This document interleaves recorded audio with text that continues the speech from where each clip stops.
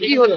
24 তারিখ কোর্ট আমাদের একটা নির্দেশ দেওয়া হয়েছিল যে যে কপিগুলো পাওয়ার আমাদের আমরা পেতাম, তো সেই কপিগুলো কালকে ইডি সব কটা সার্ভিস করতে পারেনি।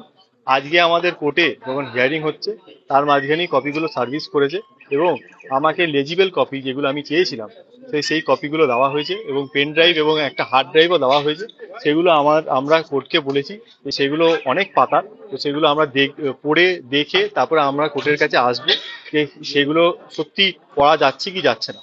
এবং আজকে ইডি আজকে কেসটা ওপেন করেছে যে কেসে কি কি আছে এবং কার বিরুদ্ধে কি কি আছে সেটা বলেছে, কিন্তু এখনো পর্যন্ত চার্জ হিয়ারিং এর কোনো প্রক্রিয়া চালু হয়নি।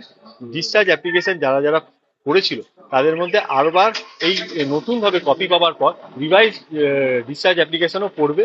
সেটা কবে পড়বে সেটা ওনারাই জানেন। আর কোর্টের ওপর আছে, ডিসক্রিপশন আছে যে কোর্ট চট্টোপাধ্যায় ডিসচার্জ পিটিশনে ফাইল করেছেন। আজকে করেছে, কিন্তু সেইটা হিয়ারিং আজকে হবে না, কালকে। চার্জ গঠনের শুনানির প্রক্রিয়া শুরু হলো, মানে কেস ওপেন করা হলো। কেসটা ওপেন করা হলো কিন্তু ড্রাফট চার্জ এখনো দেওয়া হয়নি। Thank you. আপনার নাম? সোমনাথ সান্যাল।